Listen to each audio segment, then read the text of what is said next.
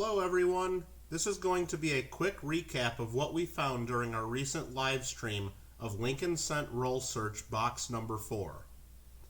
After the stream, I went through the coins again as I know I miss a few things here and there during that live stream. I also took the time to go through the coins looking for the major varieties. Again, I do not check for every possible variety as the very minor ones just don't interest me or pretty much anyone out there very much. I didn't find any of those major varieties that I do look for once again, and again that's not a surprise to me because they're major varieties and popular because they're tough to find. But anyway, here we have a breakdown of what we found in box number 4. First on our list that we keep track of here is the 2017 Philadelphia Lincoln Cents. We found 2 of them in this box. And again, a box is 50 rolls, 2,500 cents. And 2 of those were 2017p. While that doesn't sound like very many, that actually broke our record, doubling our previous record of 1 2017p in a box, which we had in box number 1 and box number 2. Again, I'm on the West Coast, Southern California, so I just don't see too many Philadelphia coins, at least in the first few years that they're released. So it is sort of fun to track how many of these show up, and if we keep doing this for a while, maybe we'll see those numbers increase in the future as the coins circulate westward. The next thing we track is right here, the 2009 Lincoln Bicentennial Cents. It's the bicentennial of Lincoln's birth, and it's the centennial of the Lincoln Cent. So they were 4 different issues as commemoratives, and we found 18 of them total from 2009. All 18 coins that we found were Denver Mint coins, again, none from Philadelphia. 5 of the coins were the birthplace design, 3 formative years, 5 professional life, and 5 presidency, and that's the coins right up here. So we did find at least one of each of the 4 types, and it was a pretty even mix between the 4 types. But none of the coins were really particularly interesting or worth showing in greater detail. Next up, we tracked the coins from the San Francisco Mint for between 1968 and 1974. And we found 22 total coins, which I think is a pretty good number for us. Not quite as much as the 24 that we found in our last box, but once again, we did find at least one from each of the years in that range, 68 through 74. And 6 of those were from 1969. So we did have 6 1969 San Franciscos. None of them were the major double die obverse variety, of course, or I probably would have already mentioned it in this video. A couple of the S Mint coins that we found were in nice shape, but none of them with enough red or high enough grade to really show in greater detail. Next up, we tracked the Lincoln Cents from 1959. It's the first year of the Memorial Cent, and we only found one of them this time around, and it was a Denver Mint coin, so it was a 59D.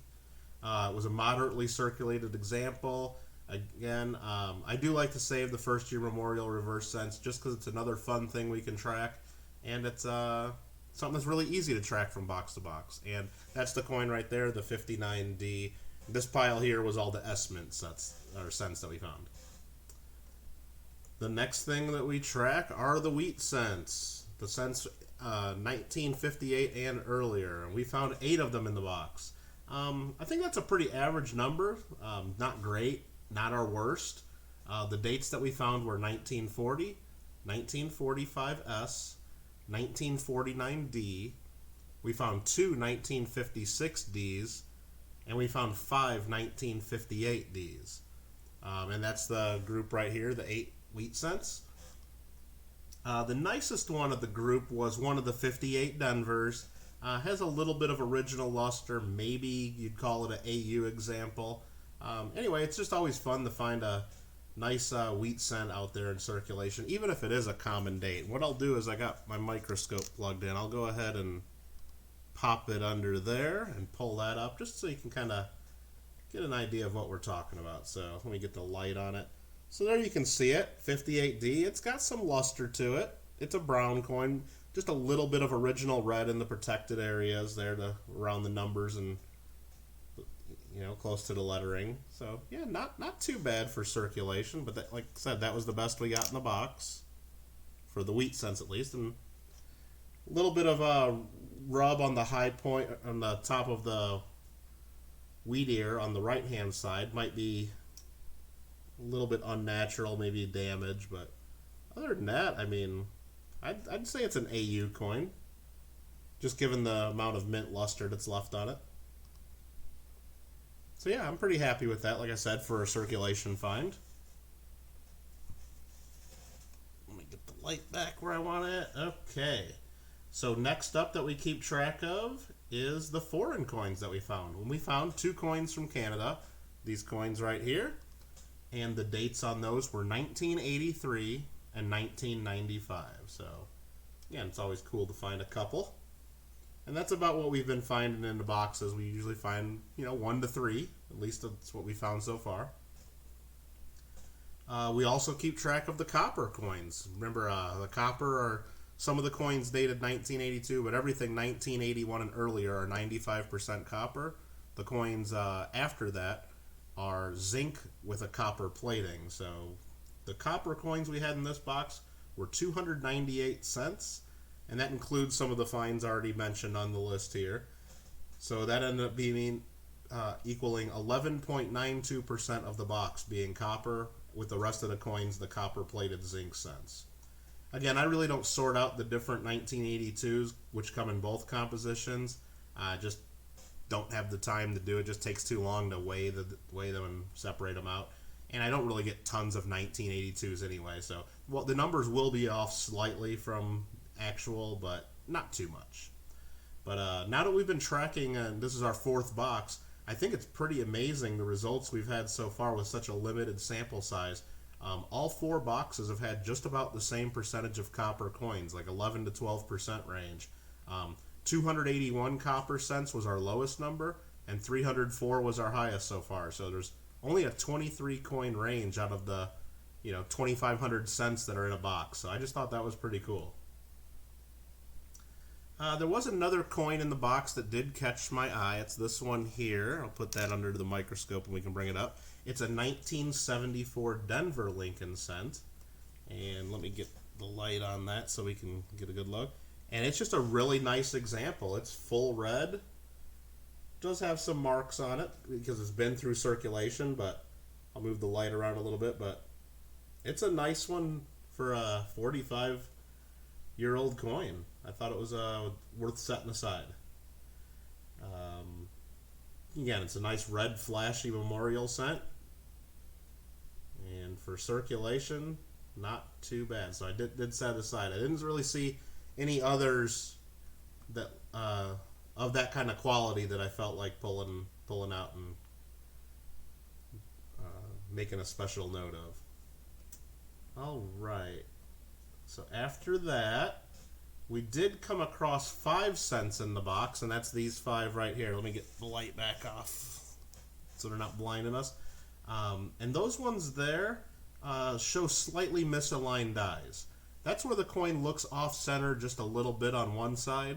But and they're all on the obverse of these, and the reverses are centered though.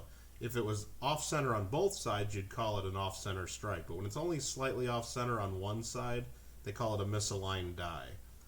The most significant misalignment that I noticed was on it's this one here, the 1995 Denver, and I'll put that under the scope so you guys can see what we're talking about. So there it is right there. So you'll see on the left-hand side, you can see like a rim that maybe looks a little thicker than normal. But on the right-hand side, it's almost got no rim. So it's a little bit misaligned. It's not perfectly centered. I'm moving the light around just so you can see the different look on that. But if we flip it over to the other side, it should be centered. So you got the same size rim all the way around. So that's a misaligned die. And this one's not in great shape, but it's just a little bit, when you're looking through 2,500 cents, certain ones catch your eye, and this one did because of the misaligned die. So there it is again. And I did want to say something else about it.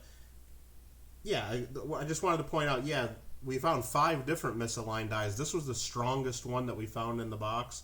But it's not really that strong of a misaligned die. Probably not major enough to really command any premium from an error coin collector, but I don't know, it was still fun to set aside to be able to show off to everybody. I also came across a couple scents in the box that I just call just really messed up. I mean, both of them are the copper-plated zinc scents. They just got tons of damage, like almost looks like someone ran them over or scraped them on some concrete. Just really bad shape. I don't know why I really pull those out and set those aside. Just something that I do. I don't know.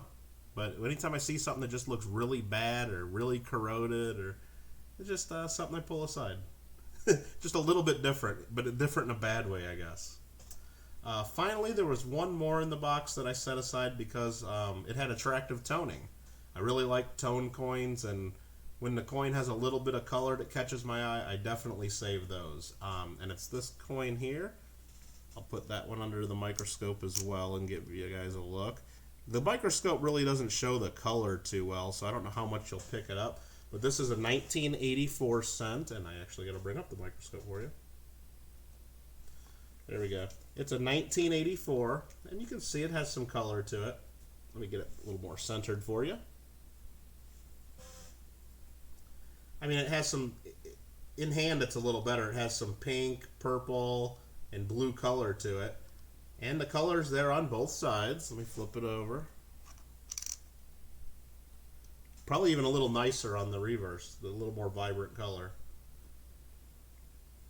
But yeah, I thought it was worth setting aside and saving just because of the eye appeal.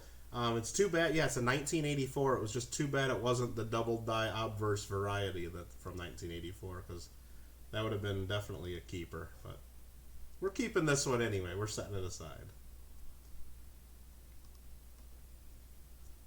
All right. Well, that's it. That's the results from box number 4 of our Lincoln Cent roll search. Please let me know in the comments below if you think there's anything else that we should be tracking as we search boxes of Lincoln Cent rolls. Otherwise, I'm going to keep coming up with a similar list like this as we search boxes in the future. And until then, I want to thank you all for watching and supporting our channel. And keep your eyes peeled for the next time we do a box of Lincoln Cents. Remember, we do a live stream first as we open them all up, and then I go through the boxes, and then a few days later I post a recap video like this one. So keep your make sure you like and subscribe. Ring that bell if you want notifications of when I do the live streams, if you want to be there when we search box number 5. But yeah, until then, thanks again for watching, supporting our channel, and keep having fun with your collecting. Thank you.